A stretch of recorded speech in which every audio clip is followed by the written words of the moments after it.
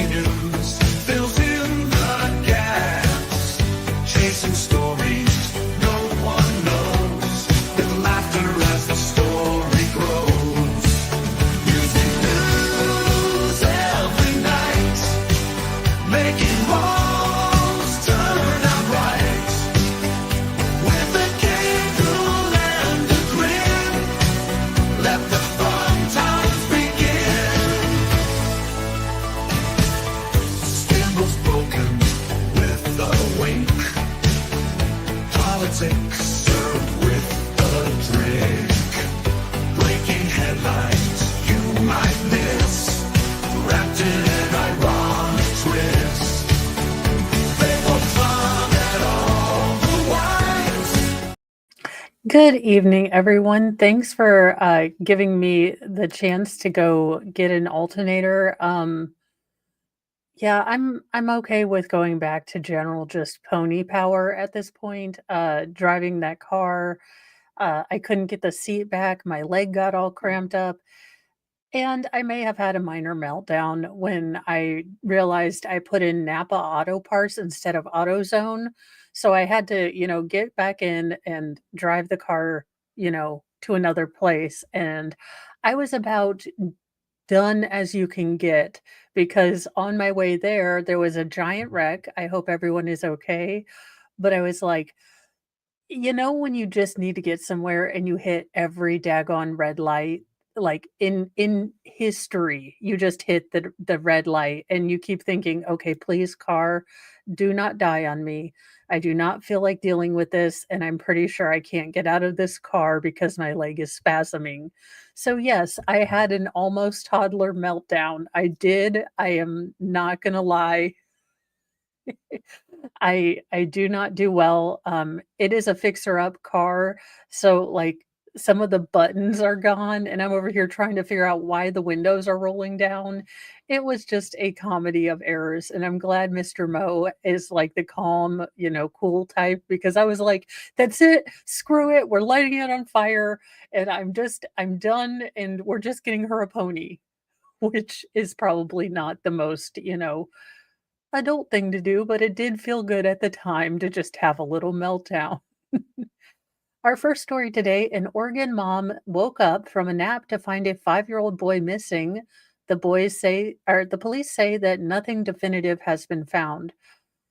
I saw this story and I got a pit in my stomach because this is kind of exactly how, oh gosh, is it Eli or Elijah?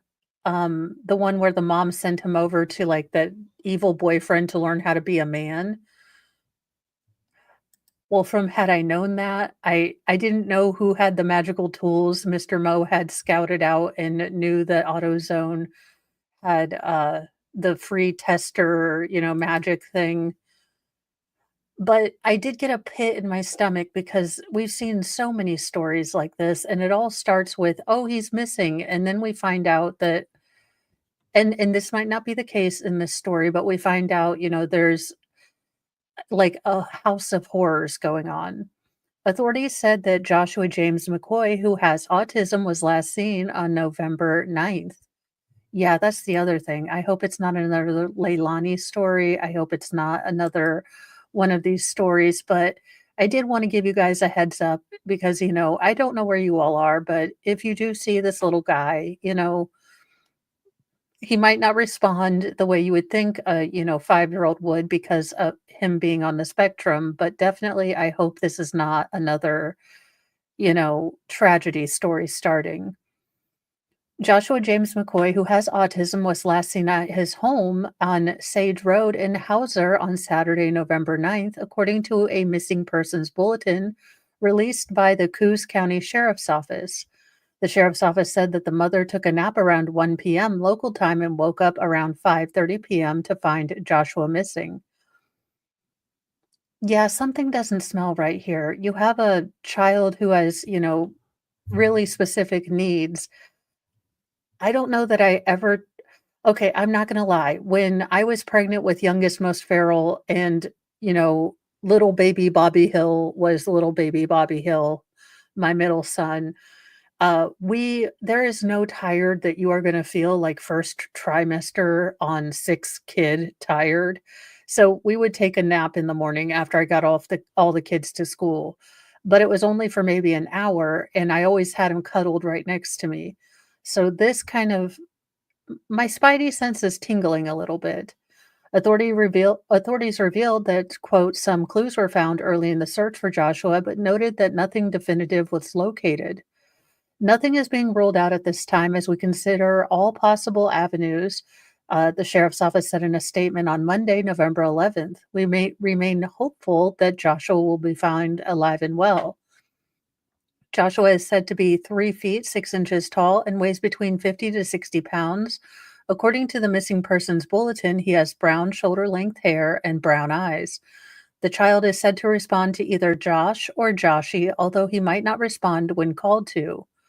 Corsar, a search and rescue effort between 7 counties in Oregon and California, is assisting in searching for Joshua, providing 61 ground personnel as well as aerial support and canine resources, according to the department. The sheriff's office has also requested the assistance of state and federal agencies and expects additional resources to arrive on Tuesday. Quote, "Almost always the person is found within 300 meters of the last known location. We've already expanded it well beyond that 300-meter point," said Sheriff Gabe Fabrizio per CBS affiliate KPIC. Authorities are asking civilians not to attempt to search for Joshua in the area on their own at this time. The concern is that evidence could be missed or tainted with overwhelming number of personnel on scene, said the Coos County Sheriff's Office. The department did not immediately respond to people's request for comment. So I do hope that this little boy is found, that this just happened to be a tragic accident because honest to goodness, I don't know that my mama heart can deal with another, trash parent throwing away the greatest gift in the world, their child. So hopefully, this turns out to be okay. But I did want to give you guys a heads up because I don't know where you are. And if you do see him, alert the authorities, all that fun stuff. In scary news, dozens of people were unalived in a car rampage through a Chinese stadium. Now, it is very interesting that we are getting this story considering how tight China controls their outgoing media. So I am surprised that we are even hearing about this. At least 35 people have been unalived in a car attack in southern China, believed to be the deadliest known act of public violence in the country in decades. Police say the man crashed his car into a stadium in Shaoxai. Look, I'm going to butcher these names, y'all. On Monday, where he ran down groups of people exercising on the sports track. The serious and vicious attack also injured 45 other people, among them elderly and children. I do wonder what this was about. I mean, this is so tragic. It's just like the Waukesha parade. I don't get this. If you have a genuine grievance, the way to get something done is not to, attack innocent victims. This is the way you turn people off to your entire movement. Police say that the 62-year-old driver, identified as Mr. Fan, appeared to have acted out of unhappiness over a divorce settlement. WTF, you absolute dingleberry on the taint of humanity. First of all, your dumbass did this in China, which, express like friolator for this. But good job. Good job. You were pissed off that you had to pay alimony or some BS. So you decided to go and destroy a bunch of families, you giant jerk off. People get divorced. Bad things happen. Life is not fair. I had a meltdown in Napa Auto Parts, okay? Things are going to happen. You don't take it out on other people. You don't do this kind of stupid crap that destroys people. He was arrested as he tried to flee the sports center and is in a coma due to self-inflicted wounds, allegedly. I mean, this is China. I'm just saying those cops got him and he got self-wounded a whole hell of a lot. Let's be real. The incident has sparked a national outcry in China where President Xi Jinping vowed severe punishment for the perpetrator and called for all out efforts to treat the injured. Details of those who passed away have not been disclosed by authorities yet, but mourners and members of the public have begun to lay flowers and other tributes outside the stadium on Tuesday. The venue, featuring a running track loop, has been a popular exercise ground for locals. Witnesses told Chinese media that it appeared Mr. Fan had deliberately run people down. One man named Mr. Chen told a news magazine in China that he and his walking group had just completed a lap of the stadium when the car charged toward them at a high rate of speed, knocking many people down. Another person at the scene told the magazine it drove in a loop and people were hurt on all areas of the running track. According to local police who released a statement on Tuesday, they said their initial investigation suggests that Mr. Fan's actions were triggered by a property dispute following his divorce. He is still in a coma, so has not been questioned, police said. Okay, I'm guessing, and call me crazy. This is China. I don't think he's gonna wake up from his coma, okay? I mean, of all the places to do this at, you have a draconian government that will crack down really, really hard on you. I am speculating with full tin hattery here, but I'm guessing those self-inflicted wounds were, like maybe inflicted by the CCP, allegedly in Minecraft. I'm sure they did their best. The attack may be the deadliest act of random public violence in China in recent decades. A number have been reported this year, including a mass stabbing and firearms attack in Shandong in February that unalived at least 21 people. That incident was heavily censored by the Chinese authorities, which is why I am surprised that we're getting any sort of news on this. Yeah, I'm planning to do an, Mo answers it all, Reddit, am I the a-hole kind of lighthearted thing. But Spirit Fleck, you do make a good point.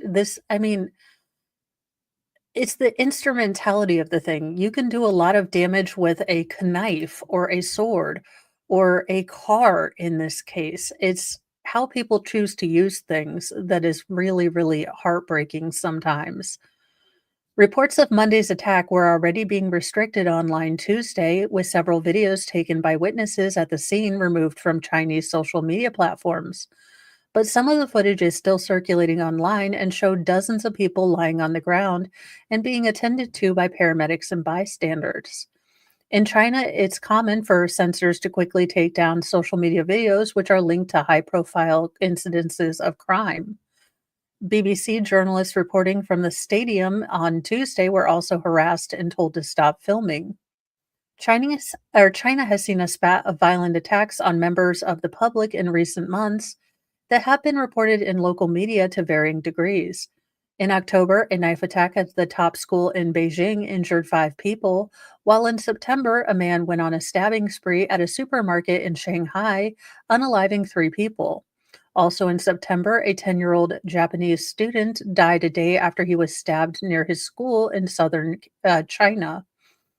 Following Monday's car attack, Japan's embassy warned its nationals living in the country to avoid speaking Japanese loudly in public.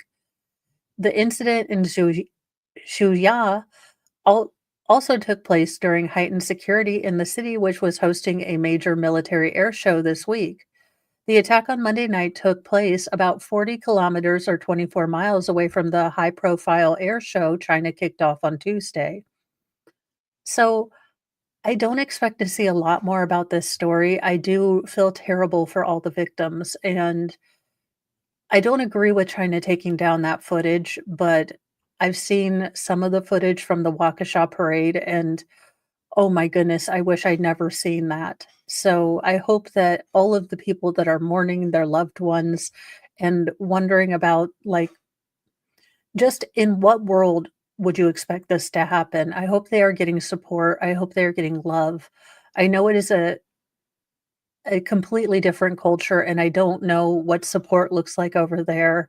I'm just a simple kind of Midwestern extra cider ranch kind of girl, but my heart breaks for these people. I can't imagine, seeing people mowed down for some stupid property dispute. In our next story, Disney takes a break from being super evil, and actually, a cruise ship rescued four people off a sinking catamaran in Bermuda. Now, I do wonder if they asked if they had Disney Plus first, just asking for a friend, because Disney's had some bad PR lately, like trying to pawn off the fact that a woman died of an allergic reaction by saying you own or you got Disney Plus once, so, you have to go to arbitration.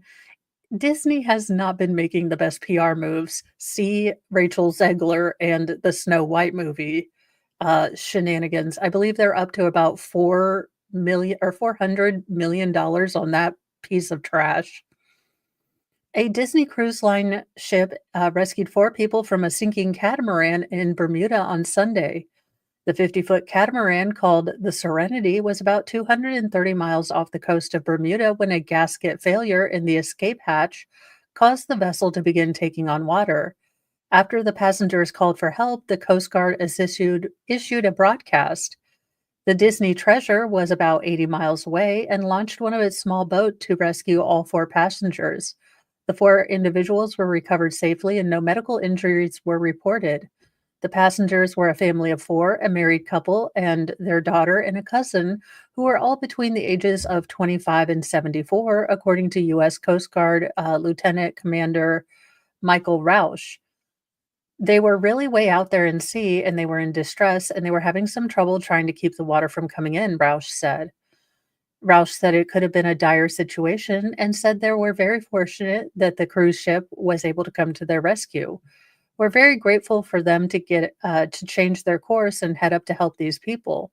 In a statement, Disney Treasure Captain Marco Nagara said he was pleased they were able to provide aid to both passengers in peril.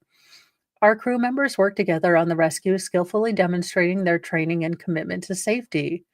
The Disney Treasure had been on its way to or away from Amshaven, Netherlands, to Port Canaveral, Florida, according to a spokesperson for the cruise line. Now, again, I probably butchered that name in Dutch, but I try. After the rescue, the family was taken aboard the cruise ship on its way to Florida. So they got a free ride back to the US and on one of the best cruise ships in the world. Roush said, I hope they're enjoying every minute of it. They probably are going to charge them for that ride back plus the rescue. So good on you, Disney, for, rescuing someone, but I'm sure you're going to charge them for like half the cruise. Eh, I haven't seen the last, Rise of Palpatine, so I don't know. I refuse to watch that movie. Wheel of Fortune contestant goes viral for the, quote, "worst answer ever." That was painful.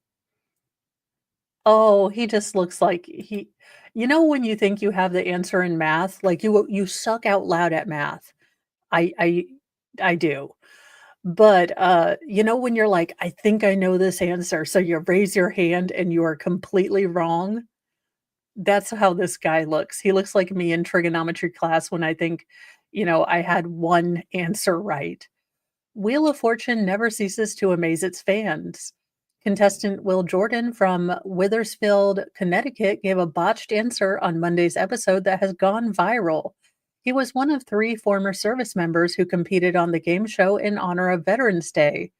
Jordan started strong in the first game and correctly solved a good portion of the word puzzle, leading the prompt to read, uh, this. This is what it is. So it would be give yourself a round of applause. Now, what did he decide this was going to be? Because the veteran police officer gave the answer, treat yourself a round of sausage. Sausage doesn't work, and there's not a There's not a space. What is going on here? I'm very sorry, that's not it, the host Ryan Seacrest told Jordan. An Air Force veteran, Katina Thomas, the next contestant, gave the right answer, which was give yourself a round of applause. Although, Will, I kind of like your answer better, Seacrest 49 jokingly told Jordan, adding, that sounds better than just clapping right now. Jordan finished the game in third place with $8,000. Thomas came in second with 10,500, and Army Reserves veteran Chantal Torin took the first place with $13,000. After the first game, Jordan uh, spoke to media correspondent Maggie Sajak, also the daughter of retired host Pat Sajak. I didn't know Pat Sajak had a daughter. She looks nothing like him. I mean, I guess that's kind of good. If you look like Pat Sajak and you're a chick, I mean, I don't know how that would work. I know everyone's beauty standards are different, but I don't know. That being said, I didn't know that Danny DeVito was going to be one of the sexiest bald men this year, so there you go. I'll tell you, when the lights are on and the stars, Ryan Seacrest and Vanna White, are on, I just went blank, he explained.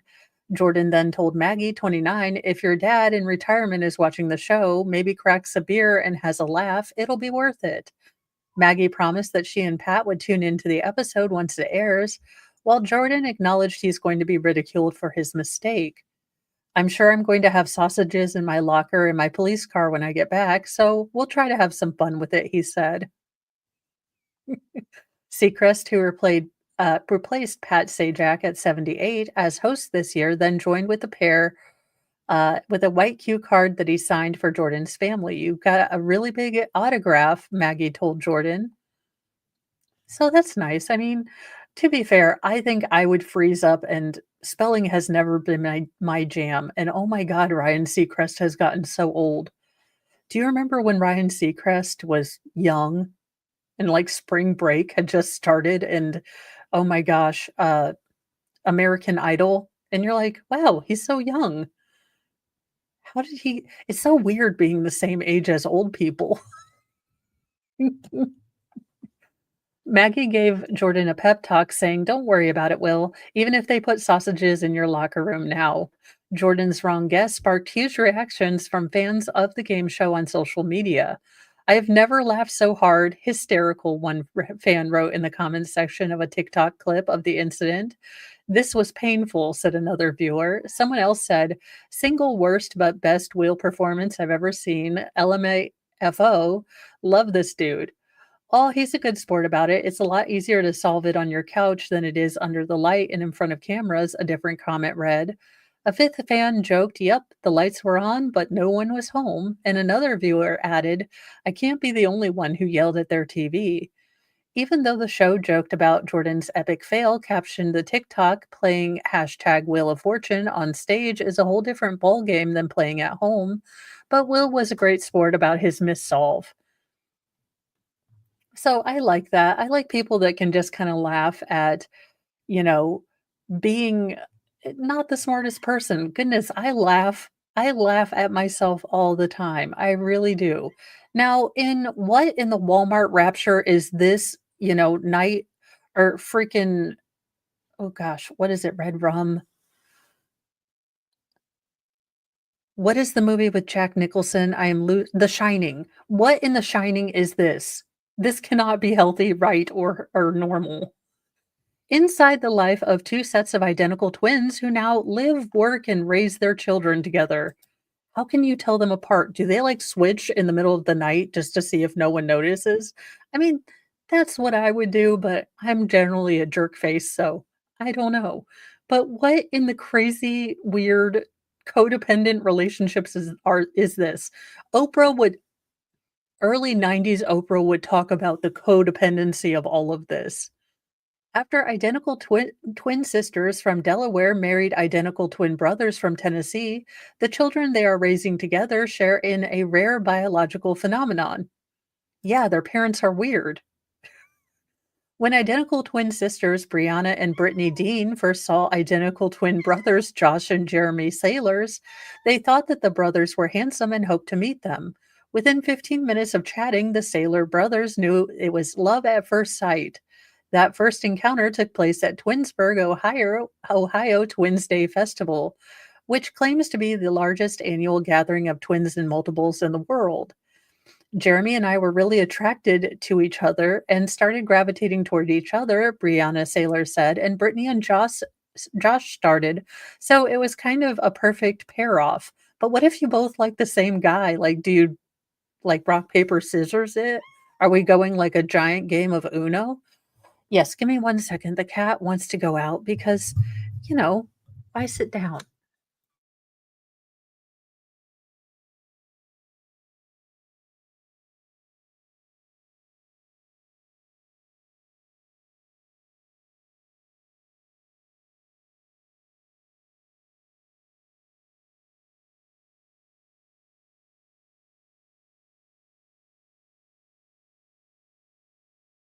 Righty. We are back. What I don't get, this is just creepy for me, just creepy to me. The meeting set off whirlwind romances for all four. 6 months later, the brothers popped the question together. Jeremy Sailors proposing to Brianna and Josh proposing to Brittany, even with matching engagement rings. Do y'all share underwear? Like, what is going on here? It was an amazing double proposal, and it was so beautiful, we even said yes at the same moment. 1 year later, the couples returned to Twinsburg Twins Day Festival for a joint wedding ceremony. Now all four live and work together at Smith Mountain Manor, the wedding venue that they run, where they reside in Huddleston, Virginia. In 2022, both couples became parents. Brittany and Josh are parents to Jet, who turned 3 in January, and Brianna and Jeremy are parents to Jax. What is wrong with these people? I cannot. What? All four parties say they're raising the boys like their brothers. This is what we call the start of a cult. Like they haven't gone full twin flames yet, but yes, they all live in the same house. I mean, what is going on here? I get, having a very close relationship with your family, but I could not live with any of like my mom. I love my mom, but I could not live with her anymore. I like my own kitchen. I like doing things my way. And yeah, what is going on with this? While Jack sailors and jet sailors are they share in a rare biological phenomenon because they're each part of identical twin parentage. They're basically close enough to be considered genetic siblings. That doesn't mean raise them together. Like, again, this is how Ed Gein starts. I am not trying to be cray cray, but I've watched enough true crime, and this looks like the start of a damn Snapped episode, okay? The two young boys who say they have two moms and two dads also call each other brother instead of cousin. Brianna and Brittany say they plan to become pregnant at the same times and wanted their pregnancies to overlap. While it didn't necessarily, they didn't feel like they needed to give birth on the same day, they said they were eager to experience pregnancy together. Brianna and we each went through miscarriages. I am very sorry. I can't imagine the pain of that. I haven't had to go through that struggle, but in all seriousness, I do hope that, that's just a hard thing to walk through with the hope of having a pregnancy and a baby and then for it all to be taken away. I can completely understand that pain. Not living with your sister and I like, how do you like, when they get in a fight, do they know which one they're fighting with? I have no idea. Given their unique living situation, the sailors say they do face some misconceptions. I think people wonder if it's a polygamy situation. Yes, I do, because this is weird AF. But it's not true. Traditional monogamous marriages, we just raise the kids under the same roof. We share finances and all that, but we're not sharing spouses. Well, good God. Thank goodness you finally found something you're willing not to share. Mom, this is my brother, or this is my twin, husband, Bob. This is my other twin husband, Harold, but he's gonna marry your other daughter. I y okay, at least you know who your in-laws are, you're not gonna get a surprise, like, twin A has great in-laws, and then twin B goes to, marry someone else. At least they don't have to worry about other in-laws. I mean, they do simplify some things. Now, along with raising a family, the sailors say they continue to do nearly everything alike, including eating, exercising, and often dressing the same. They hope to, they say, always stay on the same page. If I'm going to go, jump on a trampoline, I'll go tell Brittany. It would be weird if I went and did it myself and didn't tell her. Okay, this is called codependency. It's really cool that you guys are identical twins, but I hope that you get a chance to nurture the individual person and relationships that you have. I see this as being one big codependent mess, but if it works for you guys, get a TLC show so I can see it and watch some trash TV. That's all I'm saying. Oh, Karina, so actually this was a bit of an experiment. I had um I had red and purple hair. No, purple up top, red on the bottom. And I wanted to go back to my unnatural red color, so I decided to strip it. And after 2 treatments of stripping, this is what I ended up with. So I am not quite sure how I got it. Um, but I use a gentle kind of color remover, and this is what it got off of the purple and pink. So purple up here, and then the red kind of turned. Basically, it was just a weird mistake. But yeah, I mean, look, if it makes them happy, that's great. But I do see just a lot of codependency. And, I hope they do get the chance to, you know, experience life their own, be an individual. You only get one life, do some things by yourself. I would love to see that. Well, where is that asteroid of sanity that we were talking about? Gen Z's latest dating trend, quote, freak matching. It's empowering for sexually uninhibited women. Well, this looks like some hoography right here. But I mean, not my daughter. I don't care. No, no, I am trying to grow my hair. I fried it to death during the coof, trying to do all sorts of crazy things. And I have gotten wigs. So I am okay with just letting my hair grow. I am probably going to go back red soon because I do not like my blonde roots. It's a weird thing. I just don't like being a blonde. Don't freak out if you hear this in passing. Gen Z has a new way of saying they're searching for the peanut butter to their jelly. The generation born from 1995 to 2012 has a penchant for renaming concepts that have existed for a long time before they were born. You mean like every daggone generation ever? I mean, this is not new. Every generation has sought to distinguish themselves from the generation that was before them. Gen Z, you are not new. Welcome to the latchkey kid here. We said jiggy with it. We said lame. And we said a couple other words in jest to friends that are now offensive. So, unless you're allowing us to bring those words back, I say, shut the hell up. You're not special. We've been doing this for time immemorial. That's why, trends change. That's why, new fashion stuff comes forward to shock the generation before you. This is not new. The latest instance, rather than simply saying they want someone on their wavelength that has similar likes and interests, they call it freak matching. Of course they do.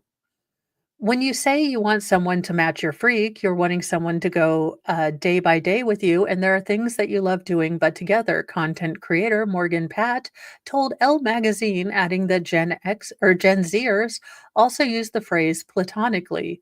The kinky sounding colloquialism originates from a suggestive viral Tanashi song Nasty, which debuted in April.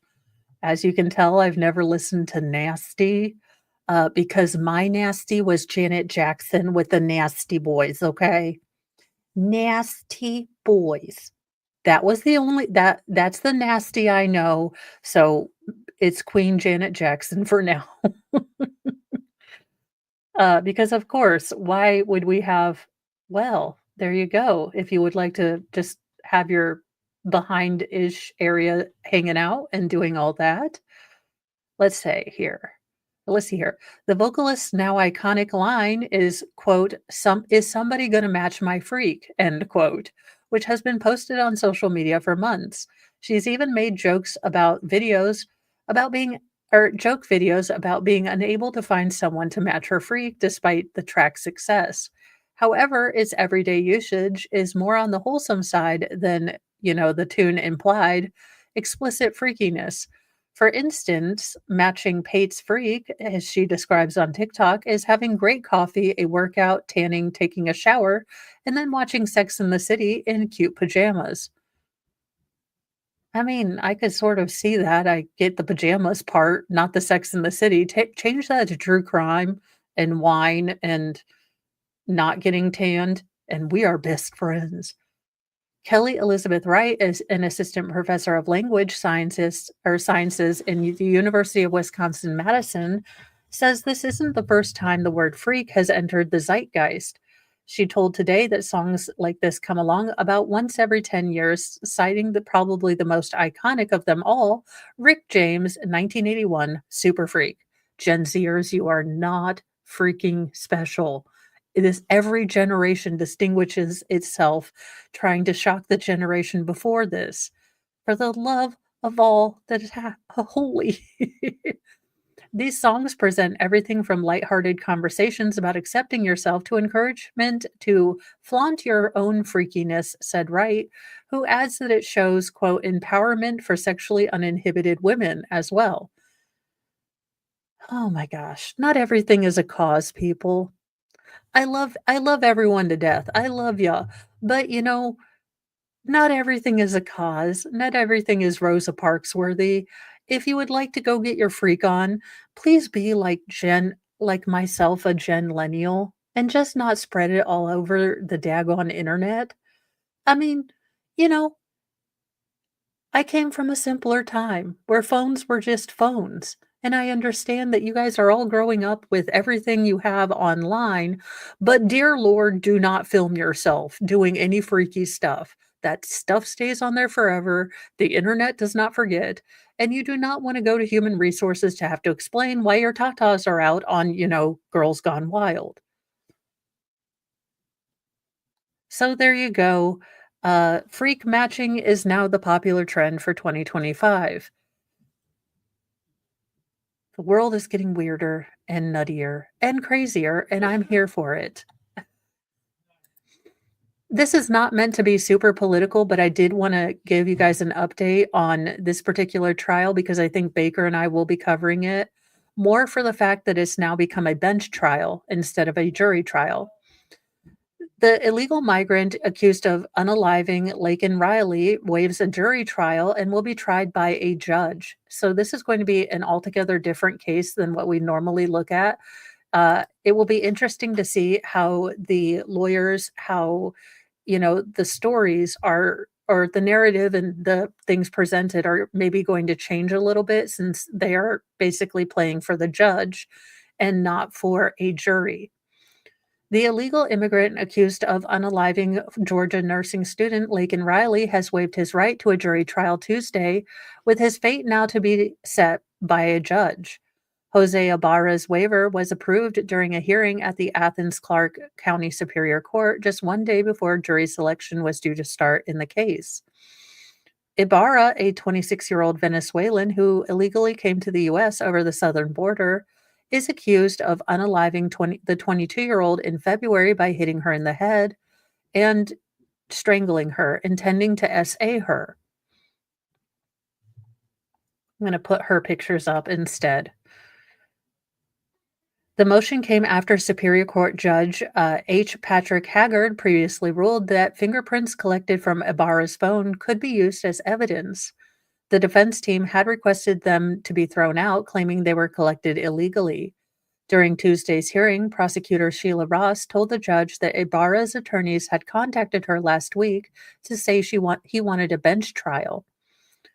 After questioning Ibarra via a translator, the judge said he found Ibarra had made the decision to waive a jury trial, willingly. His trial is now slated to get underway Friday. Prosecutors have already indicated they are not seeking the death penalty, but instead will push for life without the possibility of parole. In addition to a 10-count indictment in connection with Riley's unaliving, Ibarra is also facing another charge for allegedly peeping at a Georgia University staff member on the same day as the slaying.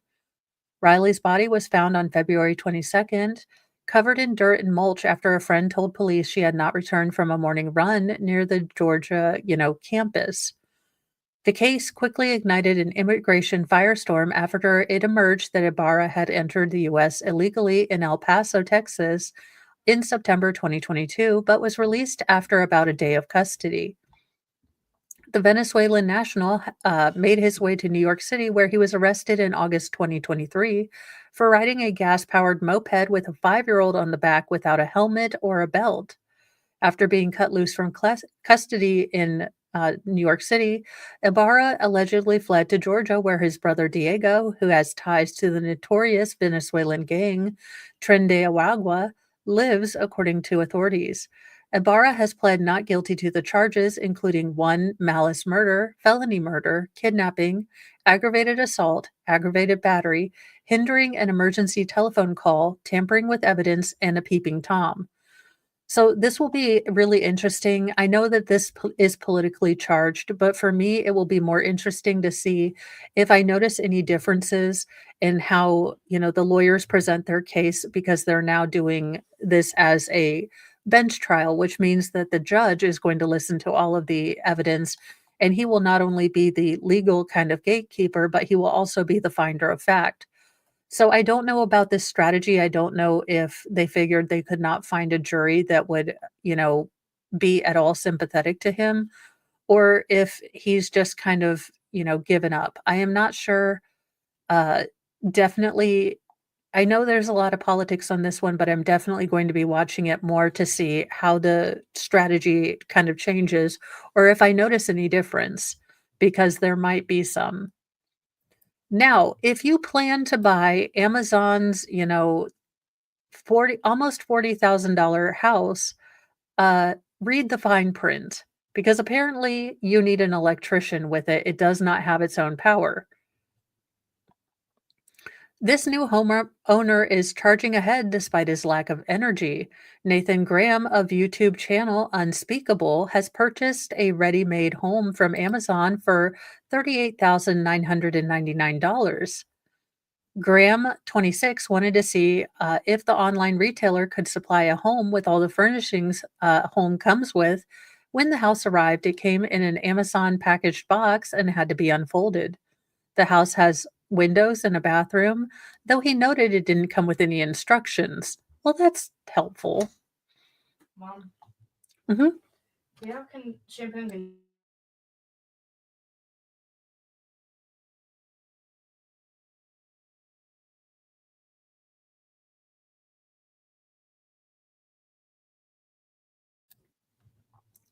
But when Graham attempted to hook a tiny fridge into the home, he realized that the 19 by 20-foot Cherry Industrial prefabricated expandable house had no outlets to do so. Y'all, I am about this daggone close to buying one of these, so I have a studio out back. But it doesn't have power, so there you go. I'm trying to find somewhere to plug in the fridge, but there's no electrical outlets, he said in an unboxing video, which has garnered 7.9 million views.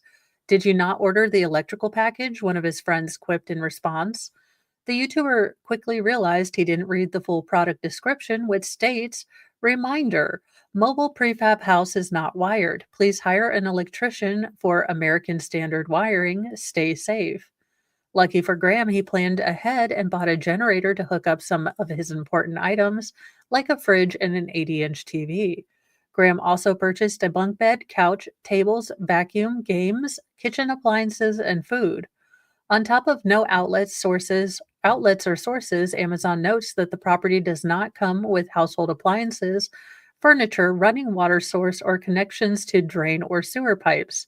The buyer needs to supply all of these things on your own or on their own. I mean, it looks like a pretty cool little house thing, but and it's cheaper than most places, but you still have to add all of those things, which, to be fair, I think all of us have ordered something from Amazon and not read the description very carefully. I have been known to do this. But you would think if you're gonna drop 40K on some daggone thing, you would read all of the daggone instructions. I know he has a ginormous channel, my son loves him, but if I'm dropping 40K on something, I am reading all of the daggone instructions. Now, without all those amenities, the house does come with a built-in bathroom, shower, chicken kitchen cabinets. At first look, when it comes out of the box, the house looks slim and compact, but after Graham and his friends unfolded it, the home had four walls, windows, and a roof. Graham and his crew realized that you can actually order almost anything on Amazon, but it's important to read the fine print to find out what it does and doesn't come with. Next, it'll be his Temu order. He'll buy a couch and it will be a miniature couch. Now, I am not aware of who this person is, but I'm guessing he's a pretty big guy in the UK. Ian Botham saved by Ash's rival from a crocodile infested waters after fishing mishap. I mean, he's pretty handsome guy, but I have no idea who he is. So let's see how he got in croc infested waters because this sounds like a hazing incident gone wrong.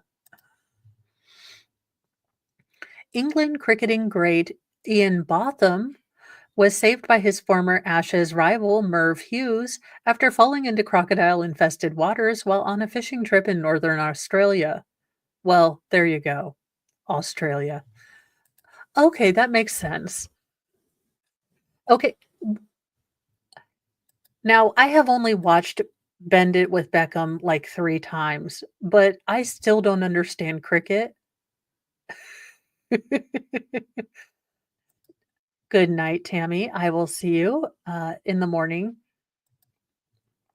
I guess I don't understand cricket, but I don't understand more sports, so, you know, it's not like it's news to me that I'm like, "What is going on in cricket? Is it like discount, baseball? Is it something completely different?" I have no idea, but I do know it's very popular in India.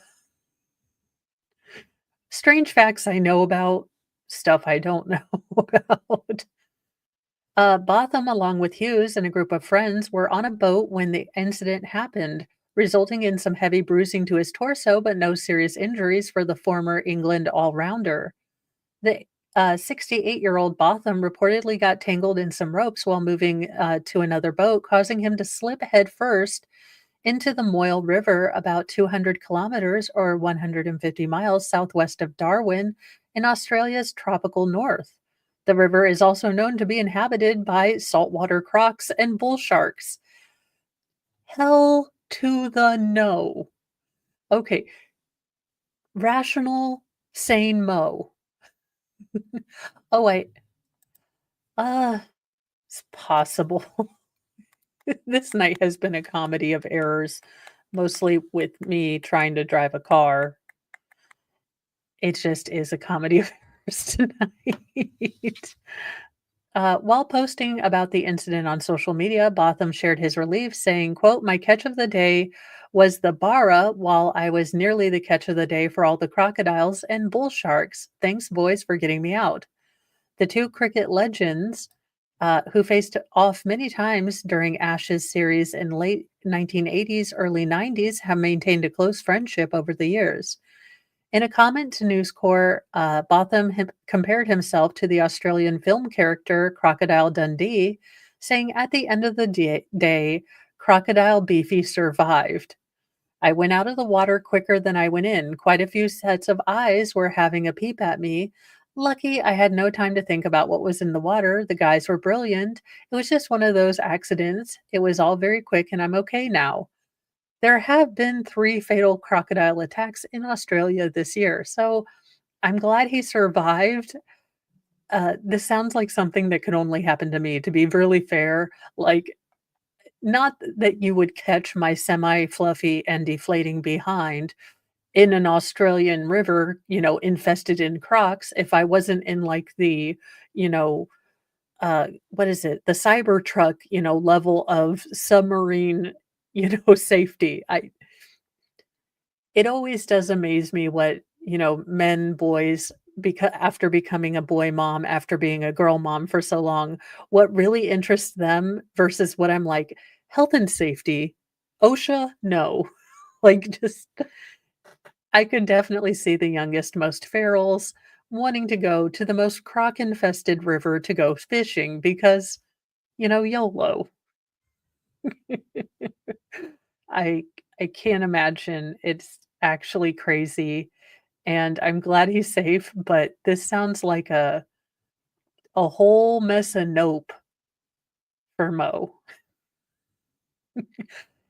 In other news, we got the, alternator, and it looks like it's just about dead. I don't know. It's not charging something or other. The stupid car seat would not go back. I know first world problems. I should not be complaining. But it was just a comedy of errors, like, nothing was working, the windows kept opening and closing by themselves. I was really ready to just get a pony, but I am glad that we have a sort of solution, and, her boyfriend, can fix it and has all the tools, so that's good, but I was ready to light that car on fire, really was. But we are all doing okay. It got home safe, we figured something out and hopefully we can fix it and she can have a car again so she doesn't have to ask me for a ride and can be more independent and get to her new job, which would be great because trying to haul behind to get her to her job after I pick up the boys has not been as successful as I intended it to be. Oh, it was just not a good thing because I could not get the car seat. She's not much shorter than me, but she is shorter than me, and I could not get the car seat to go back.